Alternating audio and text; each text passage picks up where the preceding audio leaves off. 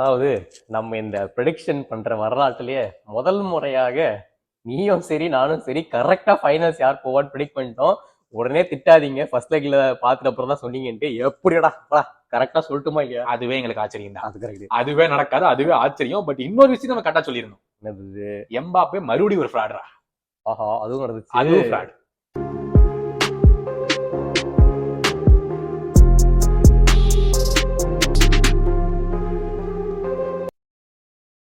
Welcome back to football பேச்சு. Champions லீகோட 2வது லெக் ஆஃப் செமி ஃபைனல்ஸ் பரபரப்பாக நடந்து முடிஞ்சிச்சு. ஏன்னா இப்போதான் நாங்கள் இப்போ ஷூட் பண்ணுறதுக்கு முன்னாடி தான் இந்த second leg real Madrid versus Bayern முடிஞ்சுது.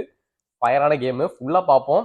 அதுக்கு முன்னாடி வந்துட்டு ஃபர்ஸ்ட் டே நடந்த மேட்ச் PSG வர்சஸ் டாட்மண்ட். நம்ம எதிர்பார்த்ததே நடந்து விட்டது. ஆனால் என்ன ஆக்சுவலாக நடந்தது மேட்ச்ல? இல்ல, எனக்கு மேட்ச்ல நடந்தது விஷயம் வந்து லைன் அப்ஸ்ல இருந்தே நம்ம வந்து நிறைய மாற்றங்கள் இருந்ததுல. ஆமா, எனக்கு அந்த பிஎஸ்சில எதுக்கு இந்த பார்கோலா எல்லாம் ஆடலன்னே தெரியல. அவன் தான் மேன் ஆஃப் த மேட்ச் மாதிரி பண்ண நல்லா பண்ணுவான். எனக்கு அந்த அப்பப்ப லூயி என்ரிகே பார்த்தாலே கடுப்பாகுது. தம்பி, நீ என்ன ட்ரை பண்ற? உனக்கு வந்து நல்ல அரிய வகை சான்ஸ், ஹோம் கேம், ஒரு கோல் தான் டவுன்ல இருக்கிறீங்க, நல்லாதான் சப்போர்ட் வேற அப்படி நல்லா இருந்துச்சு தெரியுமா? அந்த அல்ட்ராஸ்ல வேற வந்திருந்தானுங்க, பயங்கரமா இருந்துச்சு. கேம் ஸ்டார்ட் அவங்க டீஃபோ கூட்டி விட்டானுங்க. அது வேற பண்ணானுங்க. என்னடா நீங்க பண்றீங்க? இதாடா கூப்புனு கொளுத்தி விட்டாச்சு. அங்க பத்திட்டு எனக்கு என்ன லைட் மாதிரி என்னமோ எரியுதுங்க அப்படின்னு பார்த்தா பத்திக்கிட்டு எரியுது டிஃபோவே. ஆடா பாவிகளா அப்படிங்கிற மாதிரி இருந்துச்சு. எனக்கு அந்த லைனா பார்க்கும்போது அப்படிதான் தோணுச்சு. ஏன் தெரியல, அவன் வந்துட்டு அந்த எம்பாப்பே இன்னும் அந்த லெஃப்ட் விங்ல ஓபன் பண்ணி அவன் இன்னும் ஸ்பேஸ் கொடுக்கணும், லெஃப்ட் விங்ல மாத்திட்டு ஏன்னா டபுள் அப் பண்ணானுங்க. ஸ்ட்ரைக்கர் ஆனா லெஃப்ட்ல போட்டு சரி கொன்சாலோ ராமாஸ் தூக்கலாமேன்னு பண்ணா பைபிள் அவனால முடிஞ்சதை அந்த கேம் ஃபுல்லா அவன் பண்ணி முடிச்சான். என்ன டீம்ல போட்டதுக்கு 80 மில்லியன் கொடுத்து வாங்கினது என்னால என்ன பண்ண முடியுமோ எல்லாத்தையும் பண்ணிட்டான் அந்த ஒரு கேம். முக்கியமான இதுல பெரிய ஸ்கேமர் யார் தெரியுமா? எம்பாப்பே கூட விட்டுருவேன். இந்த பென்ஃபிகாங்கிற ஒரு கிளப் தான். எங்க கிட்ட ஒரு 80, PSG கிட்ட ஒரு 80, மறுபடியும் வேற யாரும் வித்தானுங்க. 3 பிளேயர் ஏமாத்திட்டானுங்களா? வித்துருப்பானுங்க அவனுங்க. என்சோ பெர்னாண்டஸ் எவ்வளவு? 120. இவ்வளவு காசு வாங்கிட்டு அவனுங்க ஜாலியா இருக்கிறானுங்க. பெரிய ஸ்கேமா அந்த கிளப் பண்ணி விட்டு போயிட்டானுங்கடா, எல்லா கிளப்புக்கும் சேர்த்து. சார் நான் வேணும்னு பண்ணல சார், சொல்லுங்கடா. நம்ம வந்து கேம் படி பார்த்தோம்னா நான் சொல்லிடுறேன். ஃபர்ஸ்ட் ஹாஃப் எடுத்து பார்த்தோம்னா ஆக்சுவலா இன்டென்ட் அவனுக்கு ஏதாச்சும் PSG வந்து துருத்துருன்னு ஏதோ பண்ணணும்னு இருந்தானுங்க. ஓகேயா, பட் அவனுங்க ஆக்சுவலா எதுவுமே பண்ணல. யோசிச்சு பார்த்தா பார்க்க மட்டும் அது இன்டென்ட் இருந்தது. குடுக்குன்னு ஓடுறானுங்க, கொன்சாலோ ராமஸ் வந்து டிஃபெண்ட் பண்றான், எல்லாம் பண்றானுங்க. ஆனா பால்ல யார் கம்ஃபர்டபுளா இருந்தா பார்த்தா டாட்மண்ட் தான். அதிக பொசிஷன் டாட்மண்ட். பால் எங்க இருந்துச்சு? ஃபுல்லா PSG ஆஃப்ல தான் இருந்துச்சு. ஆனா பாக்குறதுக்கு மட்டும் ஏதோ PSG பண்ணணுமேன்னு பண்ற மாதிரி ஒரு லுக்க கொடுத்தானுங்க. ஆனா வந்து கம்ஃபர்டபுளா இருந்தது டாட்மண்ட் தான். ஆமா, இதுதான் ஃபர்ஸ்ட் ஹாஃப்ல நடந்தது. ஃபர்ஸ்ட் ஹாஃப்ல வந்து ஷாட்ஸ் ஆன் டார்கெட் பெருசா இல்ல. அண்ட் ஃபர்ஸ்ட் ஹாஃப்ல நடந்த ஒரே ஒரு ஷார்ட் ஆன் டார்கெட் வந்து அடியமி வந்து டக்குன்னு ஒரு ரிலீஸ் பண்ணிட்டு போவான். ஒரு சேவ், நல்ல சேவ் டாலர் நம்ம பண்ணுவோம். அது ஒண்ணுதான் வந்துட்டு நல்லா நடந்தது. இதுக்கு நடுவில் இன்னொரு கல்பிட்டும் இருக்கான், மிஸ்டர் டெம்பெலே. அவரு நீ என்ன பால் கொடுத்தா அடிச்சு சிக்ஸர் மட்டும் தான் அடிப்பேன், டார்கெட் அடிக்கவே மாட்டேன்னு ஒரு குறிக்கோளோட சுத்திட்டு இருந்தான். அவன் அதுக்கு மேல ஒரு சம்பவத்தை பண்ணா. பட் ஃபர்ஸ்ட் வந்து எனக்கு ஒரு கேள்வி. நம்ம வந்து எம்பாப்பே ஒரு பெரிய ஃப்ராடுன்னு சொன்னோம், ஓகேவா? எனக்கு இந்த கேம் பார்க்கும்போது ideally Mbappe is the super star PSG டீம்ல. கரெக்டா, ஒரு கோச்சா இருந்தா மத்தவங்க எல்லாருமே அந்த சூப்பர் ஸ்டாரோட ஸ்ட்ரென்த்துக்கு விளையாடுற மாதிரி செட்டப் பண்ணுவாங்க. ஆமா, எல்லா டீமும் அப்படி செட்டப் பண்ணுவாங்க. ஒரு பெப்பு குவார்டியோலாவே ஹாலண்ட கூட்டிட்டு வந்துட்டு நான் மாத்தி ஆகணும்டா, ஹாலண்ட உள்ள கொண்டு வரதுக்குங்கிற மாதிரி செட்டப் பண்ணும்போது எம்பாப்பே தெரியல, எம்பாப்பே ஹாலண்ட் எப்படி கம்பேர் பண்றது இல்ல. பட் அப்படி இருக்கும்போது ஒரு கோல் வேணுங்கும் போது அவனோட ஸ்ட்ரென்த் காரணம்ல. அது நீ சொல்றது கரெக்ட் தான். பட் நீ PSG ஜென்ரலா எடுத்து பார்த்தாலே அவங்க கிட்ட பால் இருக்கும் போது தான் அவங்க பிரச்சனையே. அவங்களுக்கு என்ன பண்ணணும்னு தெரியல. ரைட்ல போச்சுன்னா அந்த அகிமி டெம்பெலே வந்து ஒர்க் அவுட்டே ஆகல. அவன் மிஸ் பாஸ் பண்றான், இவனுக்கு மிஸ் பாஸ் பண்றான், த்ரூ பால் போறது இல்ல. ஸோ பேசிக்லி அவங்களோட பேசிக் ஃபுட்பால் டாக்டிக்ஸே பிரச்சனை இருக்குன்றது. அவன் என்ன ஃபார்மேஷன் என்ன பண்ணனே தெரியல. அந்த இண்டிவிஜுவல் பிளேயர்ஸே அவ்வளவு எரர்ஸ் பண்றப்ப எவ்வளவு வந்து எம்பாப்பே வச்சுதான் ஆடணும். கரெக்ட் தான், ஓகே. பால் அந்த பக்கம் போவே இல்லை. போனா இவனும் நல்ல நல்ல கிராஸா கொடுக்கனா முடிக்கிறதுக்கு ராமோஸோ பண்ண மாட்டேங்கிறான், எவனும் வர மாட்டேங்கிறான். சோ அவன் மேலேயே பெருசா தப்பு சொல்ல முடியாது. மேபி அவன் ஸ்டெப் அப் பண்ணல. ஏன்னா இன்னைக்கு நம்ம மேட்ச் பார்த்தோம்னா வினிஷியஸ் வந்து எவ்வளவு சூப்பரா அவன் வந்து இண்டிவிஜுவலா எவ்வளவு அவனால முடியுமோ அவன் தனியாவே பண்ணிட்டு இருந்தான். சோ அதை நீ அப்படியே கம்பேர் பண்ணி பார்த்தோம்னா எம்பாப்பேனால பண்ண முடியல. சோ நீ சொன்னது கரெக்ட் தான். அதே மாதிரி அவுட் ஆஃப் பொசஷன் OOP அப்படிமாங்கல்ல, நானும் பாக்குறேன் PSG. நீ சொன்னீங்கல்ல பரபரப்பா ஓடுறாங்க ஆனா ஒண்ணு நடக்க மாட்டேங்குது. ஆனா பால விட்டுட்டானுங்கன்னு வையி, டாட்மெண்ட் ஈஸியா வந்துடுறானுங்கடா அந்த கடைசி அட்டாக்கிங் ஆப் கிட்ட. என்னடா 2 பாஸ்ல பேட் பண்ண அங்க போயிட்டாங்க அப்படிங்கிற மாதிரி இருக்கு. ரொம்ப ரொம்ப பேட் செட்டப்டா, அவுட் ஆஃப் பொசிஷன், ஒரு டிஃபென்ஸே இல்ல PSG. அது வந்துட்டு செகண்ட் ஹாஃப்ல இன்னும் எவிடென்ட்டா எப்படி தெரிஞ்சிச்சுன்னா, லைக் டாட்மெண்ட் புரிஞ்சிருச்சு, நீங்க வந்துட்டு பால வச்சிருந்தா நீங்க எதுவும் பண்ண மாட்டேங்க, அதனால நீங்க ஜாலியா பால வச்சுக்கோங்க, எங்களுக்கு பிரச்சனையே இல்லை. ஏன்னா எங்க சென்டர் பேக்ஸ் மேட் சம்மல்ஸ் 35 இயர்ஸ்ல வண்டர்ஃபுல் பெர்ஃபார்மன்ஸ் கொடுத்தாரு. முதல்ல அதை சொல்லிட்டோம். 2 லீக்லயும் மேன் ஆஃப் தி மேட்ச். அதுதான், அவனும் சூப்பரா பண்ணா. ஸ்டார்டர் பக் அவனும் வந்து சூப்பரா டிஃபெண்ட் பண்ணலாம். எல்லாருமே கரெக்டான பொசிஷன்ல எங்க இருக்கணுமோ டிஃபென்ஸ்ல இருந்துட்டானுங்க. ரயர்சனுக்கு ஒரு பெரிய அப்ரிசியேஷன், அவனும் ரைட் பேக்ல செம்மையா ஆடினாங்க. ஏன் மேட்சன் ஆல்சோ மேட்சனும் சூப்பரா ஆடினா. ஸோ வந்து பேக் லைன் வந்துட்டு ரொம்ப சாலிடா, அவனுக்கு தெரியும் நீங்க பேசி பால வச்சுக்கோங்க, நீங்களே எதுவும் பண்ண மாட்டீங்க, நீங்களே வெளில போட்டுருவீங்க, வச்சுக்கோங்க ஜாலியா வச்சுக்கோங்க, எங்களுக்கு வந்துட்டு இந்த இருக்கிற லீடே போதும், நாங்க கோல் அடிக்கணும் கூட அவசியம் இல்லைன்ற மாதிரி தான் ஆடிட்டு இருந்தானுங்க. கம்ஃபர்டபுளா இருந்தாருங்க. ஆக்சுவலா சொல்ல போனா பிஎஸ்சினால ரொம்ப தவிக்கிறானுங்க. என்னென்னமோ ஷாட் சொல்லட்டுமா, அவங்க வந்து 150+ சான்சஸ் கிரியேட் பண்றாங்க சாம்பியன்ஸ் லீக்ல இந்த சீசன் மட்டும். ஆனா ஒன்லி 19 கோல்ஸ். சோ அவங்க கிட்ட வந்துட்டு சான்ஸ் கன்வர்ஷனும் கிடையாது, அந்த அளவுக்கு ஒரு ஸ்ட்ரைக்கரும் கிடையாதுன்றது அவங்களுக்கு தெரியும். அதை யூட்டிலைஸ் பண்ணி இவங்க காமா ஆனானுங்க. அது வந்து அப்படியே அவங்களுக்கும் யூஸ் ஆச்சு. அந்த ஒரு கார்னர், ஒரு சான்ஸ் வந்தது இல்லை அந்த கார்னர்ல, அவ்வளவுதான் போதும். ஒரே சான்ஸ் எங்களுக்கு வந்துச்சு, நேரா அமல் மண்டைக்கு வந்துச்சு, கிளீனா பினிஷ் பண்ணா பையன் தேங்க்ஸ்டா பண்றானுங்க. அவ்வளவுதான். டோனாரோமா பத்தியே சொல்லு, இந்த கிராஸ் வந்து கிளைம் பண்றது, இந்த கார்னர் கிளைம் பண்றதெல்லாம் எவ்வளவு வீக்கா இருக்கான்ட்டு. அது ஏன் அவன் ஃப்ரீ டிரான்ஸ்ஃபர்னு சொன்னீங்கல்ல, அதனால தான் அவனை விட்டுறேன். பணம் கொடுத்து இது வாங்கியிருந்தாலும் நான் கேட்டிருப்பேன். எதுக்கு அப்பெல்லாம் ஒன் ஆஃப் த பெஸ்ட்னு பேசிட்டு இருந்தா அந்த டைம்ல. அவன் 21 year old நினைக்கிறான் வரப்ப. ஆமா, அப்ப பேசிட்டு இருந்தாங்க, இவன மாதிரி கோல் கீப்பர் கிடைக்காது, பிஎஸ்ஜி போய் ஃப்ரீல வாங்கிட்டு வந்துட்டாங்க பாரு அப்படின்னு. வெளியே வரதுக்கு பயப்படுறான், பால் டிஸ்ட்ரிபியூஷனுக்கும் பயப்படுறான், ஷார்ட் பிளாக்கிங்க்கும் தப்பு தடுமாறி எங்கேயோ ஒன்று தடுத்து விடுறான். என்னதான் இப்ப அவனோட ட்ரேட் இல்ல, அவனுக்கு இப்ப என்னதான் ஆச்சுன்னே ரைட்டா, ஹைட் மட்டும் தான் அவன் ட்ரேட். அதை வச்சுட்டு ஏதாவது நேரம் நிற்கும் போது வந்தா தடுத்துட வேண்டியது. பட் அப்பார்ட் ஃப்ரம் தட் இந்த கோல்லாம் வந்துட்டு டிஃபென்ஸே இல்ல, விட்டானுங்க தனியா. அவ்வளவு நியர் போஸ்ட் கோலுக்கு ஒரு 2-3 yards தள்ளி அவன் வந்து ஃப்ரீ ஹெட்டர். அம்மல்ஸ் ஒரு டேலண்ட் வந்துட்டு அவ்வளவு ஒரு ஃப்ரீ ஹெட்டர் கொடுத்தா ஜாலியா கோல போட்டானுங்க. அதுக்கப்புறம் ஆல்ரெடி அதுக்கப்புறம் பாவம் ஒன்னும் சொல்லுங்க, எத்தனை வாட்டி போஸ்ட் அடிச்சாருங்க. கொடுமடா. ஃபர்ஸ்ட் லெக்ல நான் சொன்னேன்ல, அந்த 5-10 செகண்ட்ஸ்ல 2 தடவை. அதுக்கப்புறம் வந்துட்டு எல்லாருமே வந்து பிஎஸ்ஜிக்கு XG 3.5 இருந்துச்சு, டாட்மெண்ட்டுக்கு வெறும் 0.8 தான் இருந்துச்சு, இருந்தாலும் தோத்துட்டானுங்க. அந்த 3.5 வந்தது பூராமே செகண்ட் ஹாஃப்ல. டாட்மெண்ட் 2வது கோல் போடுறதுக்கு தம்பி நீங்க வச்சுக்குங்க, நாங்க வரவே மாட்டோம், நீங்க பால வச்சுக்குங்க, உங்களால என்ன முடியுமோ அடிங்க அப்படிங்கிற மாதிரி கொடுத்தோன்னா அப்ப XG வரத்தான் செய்யும். அந்த XG வந்ததுலயும் அவன் 4 வாட்டி போஸ்ட்ரா, 4 வாட்டி போஸ்ட். ஃபர்ஸ்ட் அந்த நூனோ மெண்டஸ் பேசியில எனக்கு பிடிச்ச ஒரு பிளேயர் வந்து நூனோ மெண்டஸ். அவன் தான் நல்லா ஆடிட்டு இருந்தான், அவனுக்கும் 21 வயசு தான், நம்ம காமா ஆடிட்டு இருந்தான். அந்த பார்கோல வந்ததுக்கு அப்புறம் தான்டா அவங்க டிஃபென்ஸ் ஸ்ட்ரெச் பண்ண முடிஞ்சது. நல்ல கிராஸ் போட ஆரம்பிச்சான், அடிச்சாங்க. விட்டீனியா பாரு, மெம்பாப்பே பாரு, நூனோ மெண்டஸ் பாரு, எல்லாரும் அடிச்சானுங்க போஸ்ட மாத்தி. ஆனா உண்மையா கடைசியில வந்து இவன் சொன்னான்டா லூயி என்ரிக்கே, ஏங்க இத்தனை சான்ஸ் கிரியேட் பண்ணி நான் ஒரு கோல் கூட போட முடியல, நாங்க என்னங்க பண்ண முடியும், உண்மையா லக் இல்லைன்னு சொல்லிட்டு போக வேண்டியதான் அப்படின்னு தான் சொன்னேன். அதுக்குள்ளே கத்துறானே, அடுத்த வருஷம் எம்பாப்பேவும் இருக்க மாட்டான், சேவ் பண்ண என்ன பண்ண, எனக்கு கூலோ மோனி தான் வரணும், அவன் என்னன்னு தெரியல இந்த டீம்ல. Coming to Dortmund terrific. ஆக்சுவலா வந்துட்டு இந்த கேம்லயுமே வந்து சான்சோ ஒன்னும் பெருசா பண்ணலனால அவனுக்கு அடிச்சப்ப வந்துட்டு முடிஞ்ச அளவுக்கு அந்த டிஃபென்ஸ் ஸ்ட்ரெச் பண்ணா. வந்து கோல் த்ரெட் இல்லனாலும் அவனால வந்துட்டு கேம் எப்படிலாம் இழுக்க முடியுமோ அதெல்லாம் பெர்ஃபெக்ட்டா பண்ணான். ஃபுல்க்ரக் வந்துட்டு பாலே வரல பெருசா அவன்கிட்ட, அவர் கேம்ல பாக்கல. பட் மிட்ஃபீல்ட் வந்துட்டு ஓகே, இந்த எமரி சானா இருக்கட்டும், சபித்சர், அவங்கலாம் வந்துட்டு என்னென்ன வேலை அவங்க பண்ணுமோ அதான் பயங்கர. நேத்து ஃபுல் ட்விட்டர்ல ten Hag was not right to let Sancho go. Sancho இப்ப அங்க போய் எப்படி பெர்ஃபார்ம் பண்றான் பாரு, இங்க அவன் என்ன பண்ணான், 3 மாசம் ஒரே ஒரு மன்னிப்பு தான் கேட்க சொன்னான். 3 மாசம் நான் மன்னிப்பு கேட்க மாட்டேன்னு உட்கார்ந்துருந்தான். கரெக்டா, பணத்தையும் வாங்கிட்டு பிளே ஸ்டேஷன் பீப்பா விளையாடிக்கிட்டு அப்புறம் நைட்டு கிளப் எல்லாம் போய் பார்ட்டி பண்ணிக்கிட்டு 3 மாசம் உட்கார்ந்துருந்தான். சோ தயவு செஞ்சு சான்சோவோட சப்போர்ட்டுக்கு வராதிங்க, தயவு செஞ்சு யுனைடெட் ஃபேன்ஸா இருந்தீங்கன்னா சான்சோ இங்க பண்ணது தப்புதான் அப்படின்ற அப்ப அடிச்சு சொல்ற தப்புதான். சபிச்சர் வந்து அவங்க வாங்கிருக்கலாம்டா, ஏன் வாங்கலன்னு எனக்கு புரியல. அதுக்குள்ள அம்ராபாத் வாங்கிட்டானுங்க, அதை தாண்டா கோமாளித்தரம். பட் எனிவே இங்க பக்கம் வந்து சான்சோ, சபிச்சர், மேட் ஹம்மல்ஸ், ஸ்லாட்டர்பேக், இயன் மேட்சன், ரயர்சன், என்ன லிஸ்ட் போயிட்டே இருக்குது. And also special mention to Royce. அவரோட கடைசி கேம் வந்துட்டு ஃபைனல் அட் வெம்பிளி தான் இருக்க போகுது. ஸோ ராயஸ்க்கு வந்து கடைசி கேமா இருக்கு. இந்த கேம் வந்துட்டு சாம்பியன்ஸ் ஆக வாய்ப்புகள் இருக்குதா இல்லையான்றது நம்ம பார்க்க தான் போறோம். ரொம்ப கஷ்டம் தான், பட் இருந்தாலும் எல்லாருமே வந்து ஹோப் பண்ணுவாங்க. ஏன்னா வந்து 12 years அந்த கிளப் கமிங் டு. நிறைய பேர் கேட்டிருந்தீங்க ராயஸோட இந்த பத்தி பேசுங்கன்னு. But yeah, is been at the club for 12 years. நிறைய பேர் ஆஃபர் பண்ணி அதான் poetic இல்ல? ஆமா அதுதான் லைக் வந்துட்டு நீ பாயன் கேட்டானுங்க போல, லிட்டரலே எல்லா பிகஸ்ட் கிளப்ஸும் கேட்டானுங்க. அவங்க அப்பயுமே போகாம பே கட் எடுத்துட்டு டாட்மண்ட்ல இருந்தாரு. அப்படிப்பட்டவருக்கு வந்துட்டு கடைசி 34 இயர்ஸ்ல வந்து கான்ட்ராக்ட் எக்ஸ்டென்ஷன் கொடுக்கல.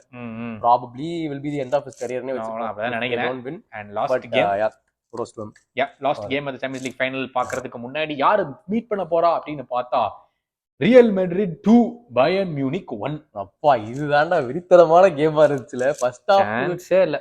ஃபர்ஸ்ட் ஹாஃப்ல கூட ஃபயர் இல்ல, செகண்ட் ஹாஃப்ல வந்துட்டு வெறும் அட்டாக் தான், ஒரு பிரேக்கே இல்லாம ஒரே அட்டாக்கா போயிட்டு இருந்தது. ஃபர்ஸ்ட் ஹாஃப்லயே அந்த 2 சான்ஸ் வந்துச்சு. ஒன்னு வினிஷியஸ் அடிச்ச ஷாட் வந்து போஸ்ட் அடிச்சு வந்துச்சு. ஆமா அதுலயும் நாயர் கொஞ்சம் கைப்பட்டு தான் போஸ்ட் அடிச்சது. திரும்பி வந்த ஷாட்ல வந்து பயங்கரமான சேவ் ஃப்ரம் நாயர். ஆமா அந்த ராட்ரிகோட ஷாட். மத்தபடி அந்த ஃபர்ஸ்ட் ஹாஃப்ல வேற எதுவுமே வரல நினைக்கிறேன். ஃபர்ஸ்ட் ஹாஃப்ல என்ன பெருசா நடக்கல. அண்ட் ஆல்சோ நம்ம லைன் அப்ஸ் கூட வந்துட்டு நம்ம கிம் மின் ஜே வந்து ஃபன் பண்ணலாம்னு சொல்லிட்டு அவர் டீம் ஓட தூக்கிட்டாங்க. எரிக் டியர்னா அவன் இன்னும் ஆக்சுவலா இல்ல டிலீட் கொண்டாங்க. எரிட்டர் ஃபர்ஸ்ட் கேம் சாரி ஆமா சோ டெலிட் ஆனாரு. அப்புறமா வந்துட்டு இது மஸ்ராவி தான் லெஃப்ட் பேக் அண்ட் கினாப்ரி வந்து லெஃப்ட் விங். முல்லர் எடுத்துட்டான்.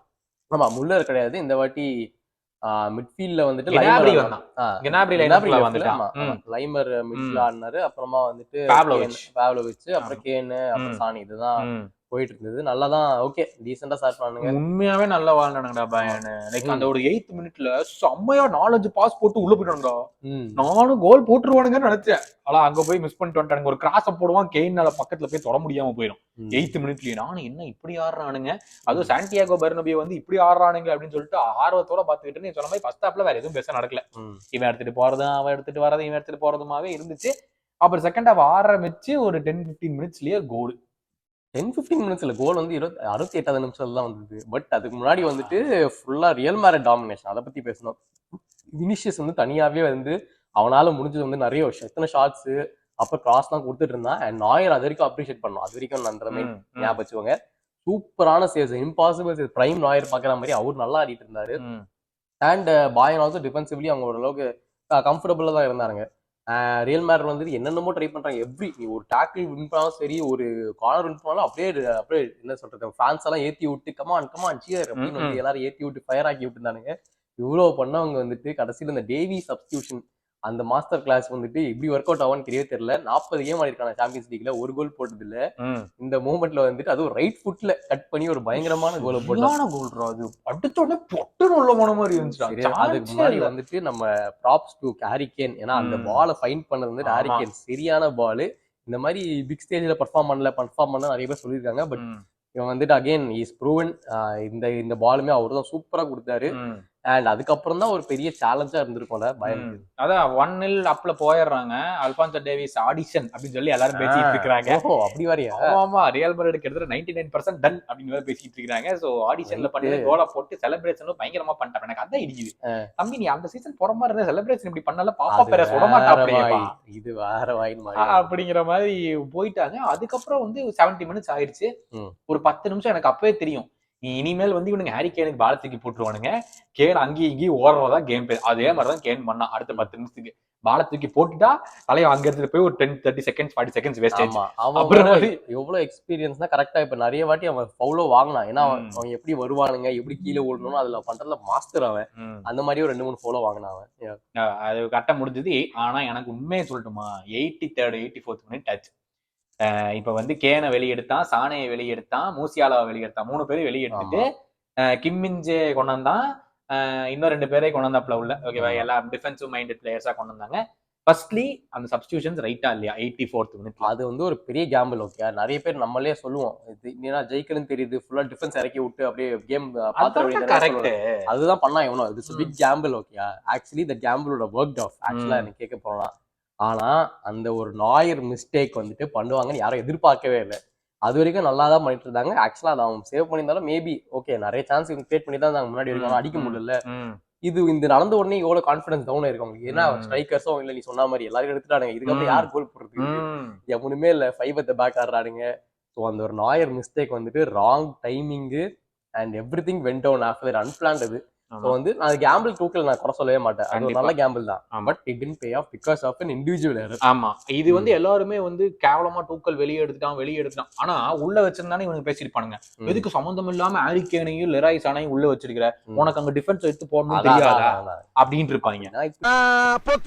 அப்படி ஒரு பருத்து இப்படி ஒரு பருத்து அப்படி பருத்தி விட்டு நீ டூக்கல் பண்ணதுல பர்ஃபெக்ட்லி கரெக்ட். அந்த சமயத்துல வந்து நீ சானேவையும் கேனையும் வச்சு ஆடிட்டு இருந்தீங்கன்னா அவனோட பேர் வைன்ஸ்ல ஓடி இருப்பானுங்க சம்பந்தம் இல்லாம, நடுவுல மிட்ஃபீல்ட் ஸ்ட்ரக்சரே போயிருக்கும், அழகா ஈஸியா மெட்டு வந்திருப்பாங்க. சோ இவன் டூக்கல் பண்ணதுல எல்லாம் எந்த பிரச்சனையும் இல்ல. அந்த சமயத்துல வந்து அதுக்கப்புறமா வேற ஆனா ஒரு கோல் போட்டு லீட் எடுத்துறோட்டே உடனே வேற ஒரு கோலை போட்டாங்க இவங்க. அந்த நாச்சோ வந்துட்டு அந்த வால்வர்ட் அடிக்கிற ஷாட்ல இருந்து கோல் போயிடும், போக்குன்னு மூஞ்சில குத்தி. அப்புறம் வந்து எடுத்து ரீப்ளேல பார்த்தா கழுத்து பிடிச்சி தள்ளிட்டாங்கன்ட்டு ஃபவுல். நிறைய பேர் வந்து ஆக்டிங் டைவிங் ஆன்சலாட்டியும் சொல்லியிருக்காரு ஆஃப்டர் தி மேட்ச். அப்படியா? இஃப் தே கம்ப்ளைன் அபவுட் அடுத்த சிச்சுவேஷன் வருவோம், அந்த லைன்ஸ்மேன் டெசிஷன் பத்தி கம்ப்ளைண்ட் பண்ணீங்கன்னா நாங்க வந்து டைவிங் கம்ப்ளைண்ட் பண்ணுவோம் அப்படின்னு சொல்லியிருக்காரு.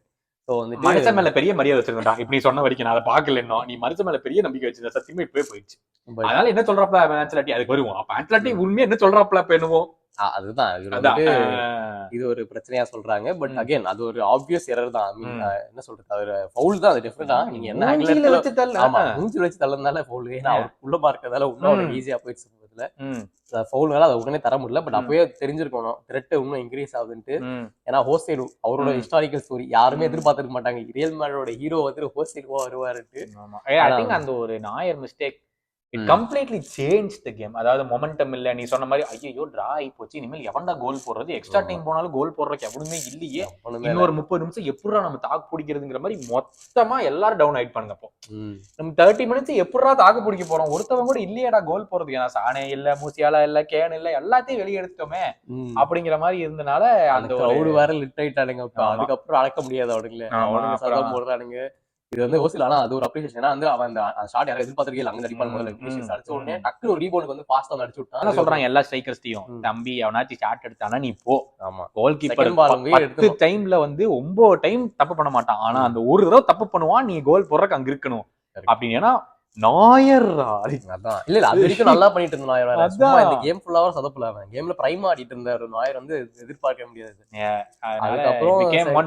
அதுக்கப்புறம் கம்ப்ளீட் மொமெண்டம் ஃபர்மெண்டட், அதனால சந்தேகமே இல்ல. எல்லா அந்த பிரைம் டியாஸ் சப்ஸ்டிடியூஷன் வந்து நல்லா, ஏன்னா அவர்தான் அந்த இதை கிரியேட் பண்ணாரு. அதுக்கப்புறமா பிரைம் பண்ண அப்புறமா ரூடிகருக்கு போச்சு. ரூடிகர் வந்து அவன் அது முன்னாடி ஒரு வினிஷியஸ் ஒரு சூப்பர் பால் கொடுத்துட்டான், அட்டாக்டா ஆடுறானே பார்த்தா இவர்தான் லெஃப்ட் ஃபுட்ல வந்து ஒரு கிராஸ், அது வந்து கரெக்டா ஆஃப் சைடு இல்லாம வந்து கோல போட்டாச்சு. அப்புறம் அது ஆஃப் சைடு கொடுத்து கேன்சல் பண்ணிட்டாங்க. ஒரு செக் போய் பார்த்துட்டு செக் பண்ணி ஈவன் தி கோல் முடிஞ்சிச்சு. அவ்வளவுதான் கதை. ஓசலோ மறுபடியும் வாட் a ஸ்டோரி, ஸ்டோக் சிட்டில இருந்து 35 வயசு, வெறும் 1.6 மில்லியன் லோன்.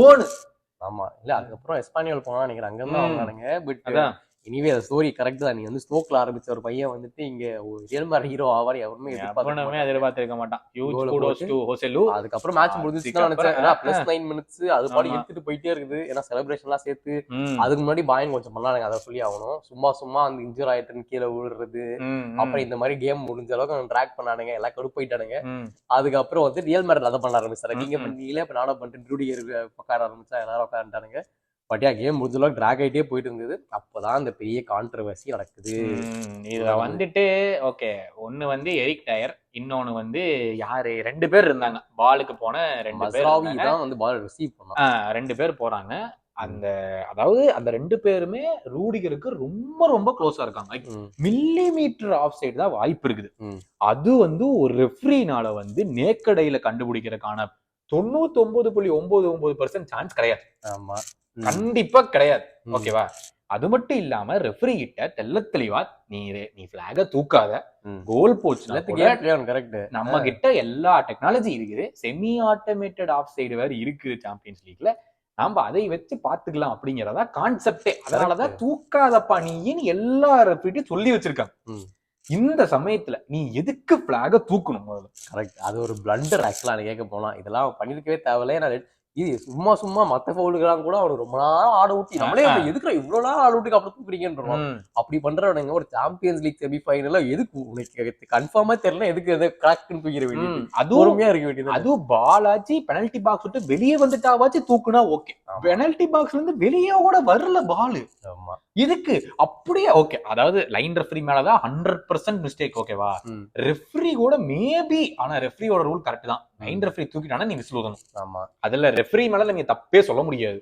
லைன் ரெஃப்ரி தான் கம்ப்ளீட்லி அட் ஃபால்ட். இதுல என்னங்கறாங்க, விசில் அடிச்சனாலதான் வந்து லூனின் சேவ் பண்ணல, விசில் அடிக்கலைன்னா லூனின் சேவ் இருக்கலாம். பண்ணிக்கலாம். நீங்க ஒன்ஸ் அந்த விசில் போயிடுச்சுன்னா இஃப்ஸ் அண்ட் பட்ஸ் தான், நம்ம Correct. சொல்லவே முடியாது என்ன நடந்திருக்கும். ஆமா, இப்ப நாயர் மாதிரி வந்து 50% கூட சான்ஸ்ல லூனின் உள்ள விட்டுருக்கலாம். யாருக்கு தெரியும், 50-50 சேவ் பண்ணிருக்கலாம், இல்லைன்னு பண்ணிருக்கலாம். கரெக்ட். டிலெக்ட் அடிச்ச கோல வந்து இல்லன்றாங்க. Absolutely stupid. அதுக்கப்புறம் நம்ம ரீப்ளேல பார்த்தா ஒரு ஆங்கிள் பார்த்தா ஆன் சைடு மாதிரி தெரியுது, இன்னொரு சைடுல பார்த்தா ஆஃப் சைடு தெரியுது. பட் அந்த டிபேட் நமக்கு எதுக்கு, அது வந்து அவங்க தான் டிசைட் பண்ணிருக்கணும். அந்த சிச்சுவேஷனே போகாம இவங்க மறுத்தது வந்து அது செமிஃபைனல்ஸ்ல இட்ஸ். ஆனா also because of this I think இந்த ஒரு கான்ட்ரவர்சி கில்ட் பியூட்டிஃபுல் கேம்னு சொல்லலாம். ஒரு நல்ல கேம் முடிஞ்சோடனே இப்ப எல்லாரும் வாட்டிட்டு இவனுக்கு வந்துட்டு நல்லா ரெஃப்ரி நல்லா தான் உள்ள போனாங்க ஆயிடும். பட் ஆக்சுவலா பார்த்தோம்னா ஸ்டோரிஸ் அதர்வைஸ் அவன் நல்லா ஆனது வந்து அப்படி மறுபிட்டு வந்துட்டு இப்ப மொத்தமா அப்படியே ஆயி போச்சு. ஆனா Real Madrid played a super game. After 80th minute கூட they played a very good game. ஆமா they went until நான் தான் சொன்னேன்ல, சாண்டியாகோ பெர்னபியூல போய் மெட்ரிட வந்து நீ ஜெயிச்சு சாம்பியன்ஸ் லீக் ஃபைனல் போறதெல்லாம் நீ எல்லாம் புண்ணியம் பண்ணிருக்கணும். but they were very close. ஐயோ தம்பி, 2 வருஷத்துக்கு முன்னாடி என்ன நடந்துச்சு மேன் சிட்டிக்கு?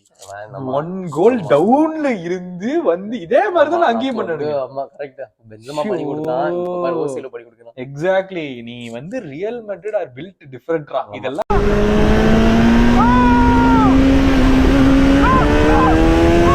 வந்து அதான் யாரோ ஒரு கமெண்டேட்டரும் சொல்லிட்டு இருந்தான், they are team addicted to winning trophies. ஆக்சுவலா அவனுக்கு வந்துட்டு இத்தனை சாம்பியன்ஸ் லீக். பட் எனிவே அந்த கான்ட்ரவர்சி என்னன்றது நீங்களும் கமெண்ட்ஸ்ல போடுங்க, உங்களோட தாட்ஸும் கேட்கிறோம். But Real Madrid definitely deserve to go through ஒரு பயங்கரமான performance.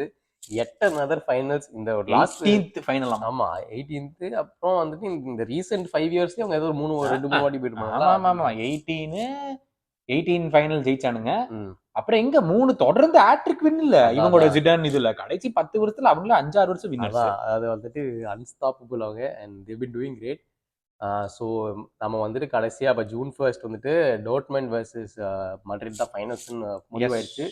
Probably could be one of the easiest ஃபைனல்ஸ்னு சொல்லலாம் நிறைய பேர். எனக்கு தெரிஞ்ச வரைக்கும் அப்படிதான் இருக்க போகுது. நீ என்ன எதிர்பார்க்கறது? இல்ல எனக்கு தெரியலப்பா, இப்போதைக்கு என்னால சொல்ல முடியாது. எனக்கு டாட்மண்ட் ஜெயிக்கணும், ஆனா உலகத்துக்கே டாட்மண்ட் தான் ஜெயிக்கணும் மெட்ரிட் ஃபேன்ஸை தவிர. பட் ஆனா என்ன நடக்கும்லாம் என்னால இப்போதைக்கு சொல்ல முடியாது.